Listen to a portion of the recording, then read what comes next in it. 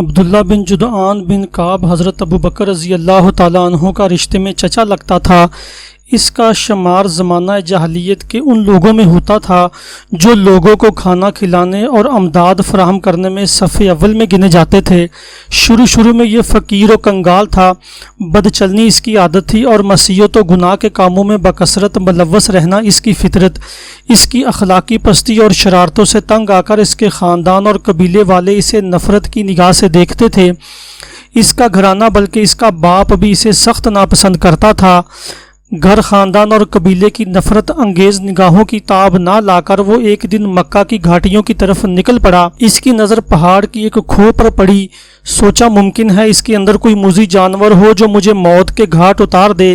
چنانچہ جان بوجھ کر کھو کی طرف بے خوف بڑھا تاکہ خود کو موت کے منہ میں ڈال دے، اور پھر گھر، خاندان اور قبیلے کی طرف سے جس نفرت و بغض کا اسے سامنا کرنا پڑ رہا ہے، اس ذلت و عار سے ہمیشہ کے لیے آرام پا جائے۔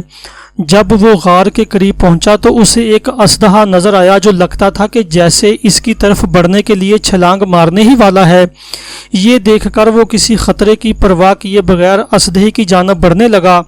جب اژدہے کے نزدیک ہوا تو اس نے دیکھا کہ وہ تو سونے کا بنا ہوا ہے اور اس کی آنکھوں میں یاقوت لگے ہوئے تھے جو چمک رہے تھے۔ وہ غار کے اندر داخل ہوا۔ غار میں قبیلہ جرہم کے بادشاہوں کی چند قبریں تھیں۔ ایک قبر حارث بن مزاز کی بھی تھی جو ایک طویل مدت پہلے غائب ہو گیا تھا اور کسی کو معلوم نہیں تھا کہ آخر وہ کدھر گیا۔ آیا اسے آسمان نے اچک لیا یا زمین کھا گئی؟ عبداللہ بن جدعان کو ان قبروں کے سرحانے سونے کا ایک تختہ ملا جس پر ان بادشاہوں کی تاریخ وفات اور ان کی مدت حکومت کی تفصیل درج تھی۔ نیز ان کی قبروں کے پاس ہیرے جواہرات اور سونے چاندی کا انبار تھا۔ عبداللہ بن جدعان نے غار کے اندر سے حسب خواہش جواہرات لیے اور غار کے منہ پر پہچان کے لیے نشان لگا کر نکل گیا۔ جب وہ لوٹ کر اپنی قوم کے پاس آیا تو انہیں خوب دولت سے نوازا، چنانچہ لوگ اس کو محبوب جاننے لگے اور اسے اپنا سردار بھی تسلیم کر لیا۔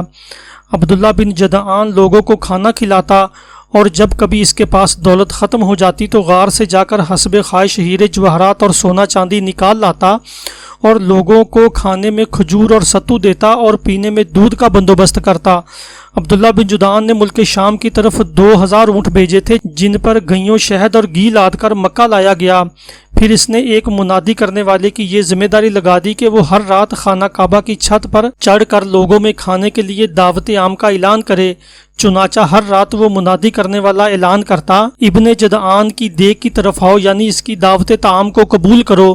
صحیح مسلم کی شرح میں عبداللہ بن جدعان کی دیگ کے متعلق لکھا ہے، یعنی عبداللہ بن جدعان کی طعام والی دیگ اس قدر بڑی تھی کہ اس سے اونٹ سواری کی پیٹھ پر ہی کھانا لے کر کھا لیتا تھا۔ نیز یہ بھی بیان کیا جاتا ہے کہ اس دیگ سے کھانا نکالنے کے لیے سیڑھی کی مدد لی جاتی تھی، مگر اس قدر فیاضی اور دعوت عام کے باوجود وہ اللہ کے دربار میں سرخ رو نہ ہو سکا، کیونکہ اللہ کے دربار میں سرخ روئی کا فارمولہ ہے، اسے اس نے یکسر فراموش کر رکھا تھا۔